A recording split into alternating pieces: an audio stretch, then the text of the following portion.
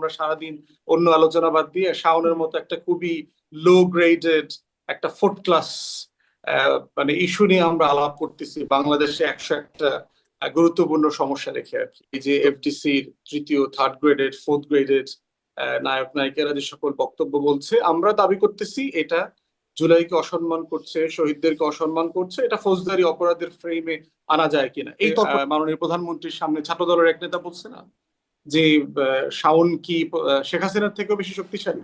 এই কাজগুলো যারা করছে তারা আসলে অ্যাটেনশন সিকার। সেটা আওয়ামী লীগের টাকা খেয়ে হোক, ট্রমা থেকে হোক, রুটি রুজি বন্ধ হয়ে গেছে, এই বিশাল আওয়ামী ফ্যাসিবাদের সময়কে যে পেশার স্পেস ছিল সেটা তার শ্রিঙ্ক করেছে, ছোট হয়ে গেছে, এদেরকে আসলে অ্যাটেনশন না দেওয়া। মেহের আফরোজ শাওনের যে বক্তব্য সেটাও কিরকম অপরাধের পরে সেটাও জানতে চাই, এবং সেটার আসলে এই ফৌজদারি অপরাধের এই পর্যন্ত যাচ্ছে কেন, কেন এটার একটা আইনি প্রতিকারের জায়গা যাচ্ছে না? ব্যারিস্টার ফুয়াদ, আপনার কাছ থেকে শুনি। ধন্যবাদ। প্রথম কথা হচ্ছে যে রাজনৈতিক সমালোচনার ভাষা কেমন হওয়া উচিত এটা নিয়ে লম্বা দার্শনিক আলাপ আছে।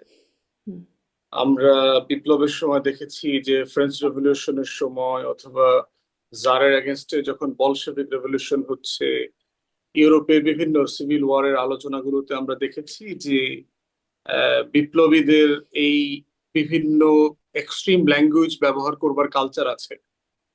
প্রশ্ন হচ্ছে যে এই শব্দগুলো আসলে কার বিরুদ্ধে ব্যবহার করা হয়েছে। আপনি যদি দেখেন তখন যারা বাম রেভলিউশনারিস্ট ছিল আপনার বলশেভিক রেভলিউশনে, তারা জারকে টার্গেট করে বলছে যে যে অন্যায্য আচরণ করছে, প্রজাদের উপরে জুলুম করতেছে, ট্যাক্সেশন চাপিয়ে দিচ্ছে, বিচার ছাড়া বিরোধী পক্ষকে হত্যা করছে, তখন এই শব্দগুলো তারা ব্যবহার করেছে। আপনি ফ্রেঞ্চ রেভলিউশনের সময় যদি রেভলিউশনারিজদের লেখা পড়েন, সেখানে দেখবেন যে তখন যে লুই বংশ যারা তখন ফ্রান্স শাসন করছে, তখন তাদের বিরুদ্ধে এরকম খুব এক্সট্রিম স্লাং ল্যাঙ্গুয়েজ গুলো ব্যবহার করছে। এই জন্য হচ্ছে যে আপনি আসলে ইতিহাসের কোন জায়গায় দাঁড়ায় কাকে বিবেচনা করছেন যে কে আসলে অন্যায্য, কে আসলে জালেম, কে আসলে মানুষের উপরে তার অধিকার নষ্ট করতেছে, তার জায়গা থেকে তাকে বঞ্চিত করছে, এবং সেখানে আপনি তার প্রতিবাদ করবার ন্যায্যতা কিভাবে তৈরি হচ্ছে। এখন ব্যক্তিগতভাবে আমি এর আগে আপনার সাথে আমি বলেছি যে হাসিনার বিরুদ্ধে, শেখ মুজিবের বিরুদ্ধে আমার থেকে কঠিন রাজনৈতিক বক্তব্য তো খুব কম মানুষ দিয়েছে, কিন্তু আমি তো কারো বাপ মা তুলে গালি দিই নাই। এটা নীতিগতভাবে আমি এটা পছন্দ করি না আর কি। এই যে পছন্দ যে করেন না, আরেকটু ছোট জিজ্ঞাসা করি, আপনি নিশ্চয়ই পুরো বক্তব্যটা খুবই গুরুত্বপূর্ণ বলবেন, কিন্তু এই যে আপনি পছন্দ করেন না, কিন্তু মানে আপনার সাথে যারা রাজনীতি করছেন, তরুণ বয়সী বা ছাত্র, তারা যখন করছেন, আপনি কি তাদেরকে কখনো বলেছেন যে এটি আসলে সুন্দর শোনাচ্ছে না এই শব্দগুলো? বলেছি, হাদিকেও বলেছি। আচ্ছা। হাদি আমার খুব কাছের ছোট ভাই ছিল। এই যে পার্টিকুলার জায়গাটা মাসুদ কামাল ভাই রেফার করেছেন, এটার পরে আমি হাদিকে পার্সোনালি বলেছি যে পলিটিক্যাল ল্যাঙ্গুয়েজের সমালোচনা করা শিখতে হবে। যত বড় শত্রু হোক তার বিচার চাইতে পারতে হবে, তার বিরুদ্ধে ফৌজদারি অপরাধে করা, দৃষ্টি আকর্ষণ করা। শাওন অথবা এই কি মাহা নাকি একটা মেয়ে আছে বা বাজে কথা বলেছে না, মাহিয়া মির্জা কি একটা নাম, আমি তো ভালো এদেরকে ফলো করি না।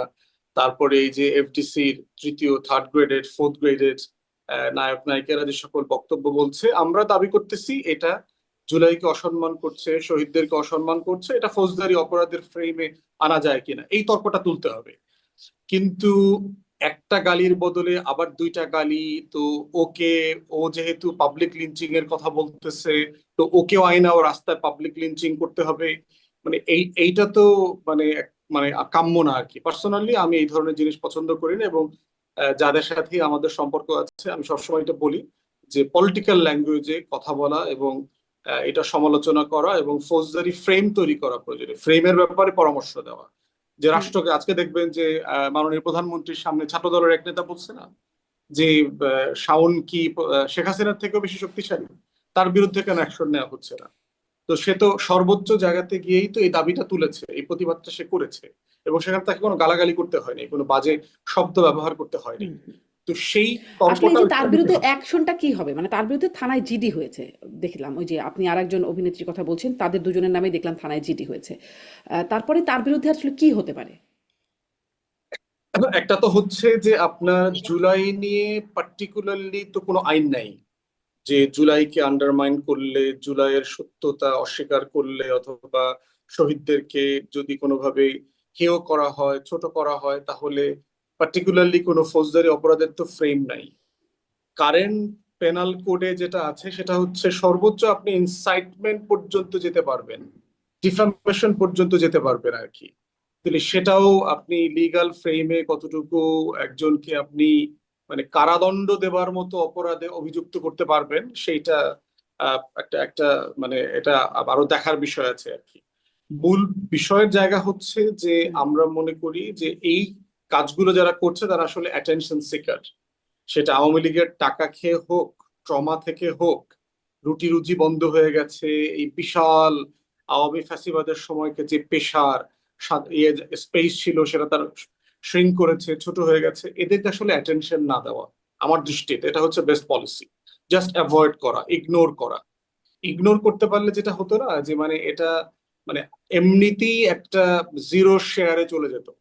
এখন তারা যেটা করেছে, তারা আসলে যেটা চেয়েছিল যে এই দুষ্টামিগুলো করে মৌমাছির চাকে ঢিল ছোড়ার মতো, তো এখন আমরা সারাদিন অন্য আলোচনা বাদ দিয়ে শাওনের মতো একটা খুবই লো গ্রেডেড একটা ফোর্থ ক্লাস মানে ইস্যু নিয়ে আমরা আলাপ করতেছি বাংলাদেশে 101টা গুরুত্বপূর্ণ সমস্যা রেখে আর কি।